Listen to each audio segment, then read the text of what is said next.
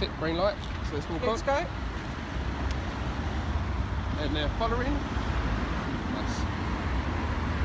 So this is going to be even harder now because now we're literally at the intersection, so there's no choice. Nice. Sit. Nice, good boy. Always, that's it, acknowledge that. Bit of an ear stroke. Miss. Daisy and Sammy. Look in. Good boy. That was awesome.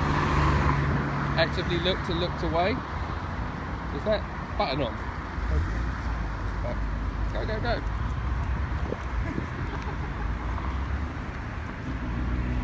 No, my dog's run over. Yeah, so just wait here, pop him in a sit. Sit. So look in. That's it, walk now. Hill, hill, hill. Heel. Hill.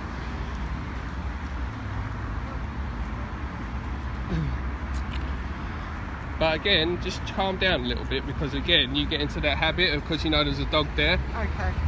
Instead of undercorrecting, you're overcorrecting. Because you're like, oh, there's a dog. And most of the time he's just looking. Okay. But so you got to give him a certain bit of leeway. So it's about finding that sweet spot between looking but not staring. Giving him opportunity to acknowledge there's a dog there and you remaining calm, but you can see the corrections get more frantic from you when you know there's a dog closer to you, which is completely normal.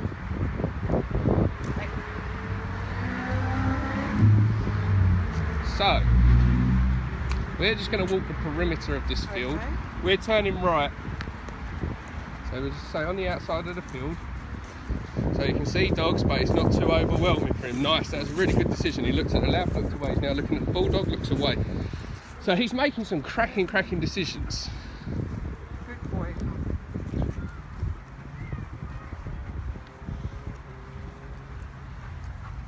Nice, good boy. See, when he looks back, he's looking back because he's concerned, because he knows there's dogs behind us. But this is where the acknowledgement has to come into play. Say, look. Yeah. So what you're going to do, pop him in a sit. Sit. Sit. Just get nice to wait there a second. When he makes eye contact with you, give him a little bit of freedom. Freedom to sniff, freedom to cock his leg if he wants to, everything. Okay? So just stand closer by his side. Sit. Then when he gives you eye contact, so you can use his name if you want. Harken. Harken. Harken. Hey boy. Just take your time. Harken. You can see he's a little bit out of his comfort zone right now. Harken. Yeah, good buddy boy. Just stand in front of him a little bit. Yes, it. Harken. Yes, there we go. Right, there. Now let him do that. Command you just let him go. Yeah. So what you do, if you just take the camera a second, this is what you do. So just take that, right? This is what I do. So I'll let him have some freedom, but I want to teach him that just because I'm giving you freedom doesn't now mean start yanking me. Yeah. So I still want him to respond to pressure. So if he starts pulling with that, if he starts pulling, then obviously I'm just going to apply a little bit of pressure like that. But where a lot of people go wrong is when they can, they don't let the dog have freedom. So it's not about letting him choose when he has the freedom, it's about waiting for him to acknowledge you and then giving him permission to do it. But the more he uses his nose and cocks his leg and does natural behaviours like this, the more relaxed he'll get. If you just keep him by your side, what happens is he'll continue to continually be like this on edge. Yeah? So around the streets, obviously you want him by your side under control. This way. Good boy. But the more he can do this, the more he can stay nice and relaxed. If you see a dog come over, the first thing you do, you call him straight to you, go, Harken, come here. Come here. Hill. And then ask him to hill so you can get past that dog. Hill. Like so. Hill. When you're safe to do so, break. Then you let him have some freedom again, yeah? So you're looking at the dogs. Good boy, that's a cracking choice. Yes, it was. So we have to give him a little bit. Harkin. See, now he's more relaxed. His nose is engaged. There we go. The more his nose kicks in, the more he's behaving like a dog. The more he wants to squat, the more he wants to do these things, he's behaving like a dog. So what I'm going to do, I'm just stay there. Harkin, this way. Good boy. This way.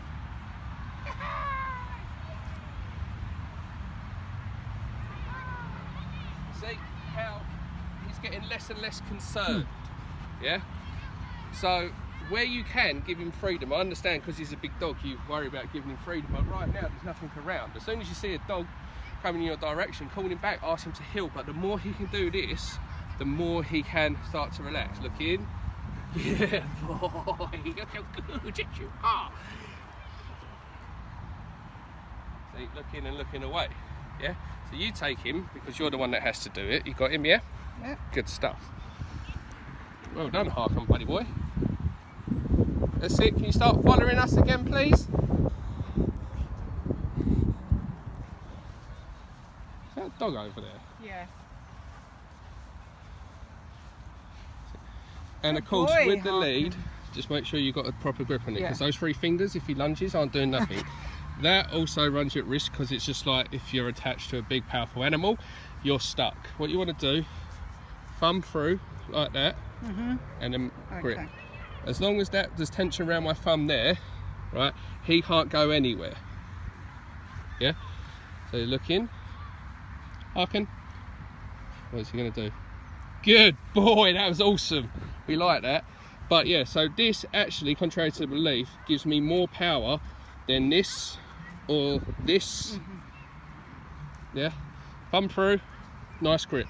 And then, it says starting to pull, so just pull back a little bit. When that relaxes, we can move on. This teaches him, look, just because you've got freedom, don't take the piss.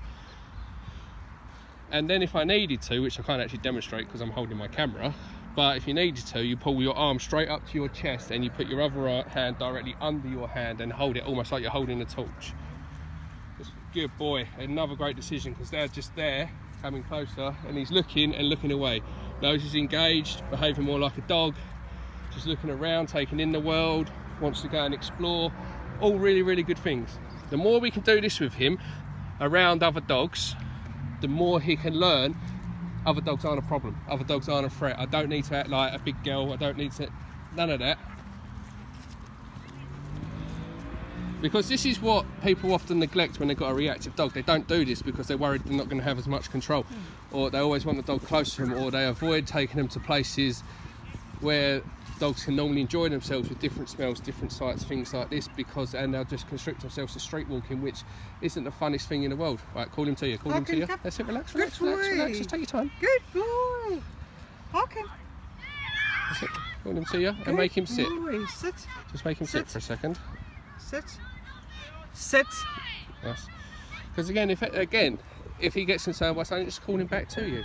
Make him sit, so you've given him instructions. What you're saying is, look, I want you to sit, don't worry about that child over there. Don't worry about that person, sit means sit. Instructions from mum. This is how I want you to do. Because often if he starts to panic, he feels he has to deal with it by himself. But if you give him instructions, he doesn't. Yeah? And then, obviously, we're going to walk that way, which is actually towards the dog. So you're going to have to, the dogs are there. So what you're going to have to do is turn almost diagonally. So you just say, Harkin this way, and walk off. This way. Right, and now start walking to the right. Nice, see how he followed you? He went to go left, you walked right, and because he's paying attention to you, he's actually sticking with you a little bit. He wants the ball, can't have the ball. Good boy. Nice. Good boy. Not having a football, Harkin. No football for you, buddy. Fan. Ah, German Shepherd mix. He's never seen a football in our house. Oh, every German Shepherd I know loves the football. Particularly this one. She'd give anything to run over there and show those boys what she can do with a football. Nice. Yeah, you're doing a good boy. You look happy.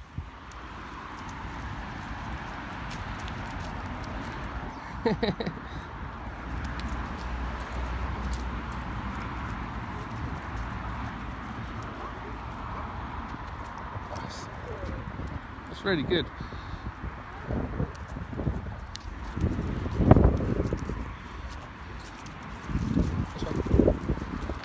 He's making, like I said, so just 10 minutes ago he was really, really concerned about the dogs. Now he's on a long line, really close to the dogs.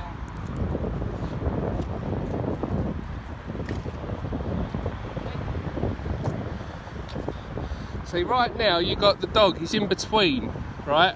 He's in between wanting to meet and react, which is a good thing. It means you're on the right tracks, because initially when Harkin sees a dog, you know what he's like, he just reacts. Because we've blocked that, because we've done a lot of counter conditioning, because we're moving slowly and not just flooding him with dogs, he's now getting a lot more curious. Of course, this is often where it can go right or wrong, because sometimes you've got to go with it, And see. but sometimes it can be too soon. So often, even if he wants to meet for the beginning, I still don't let him meet fully. I mean, this is close enough that they don't need to be sniffing each other today, if that makes sense. Weeing, sign that he's relaxing. This way. You're doing great, buddy boy. How was that?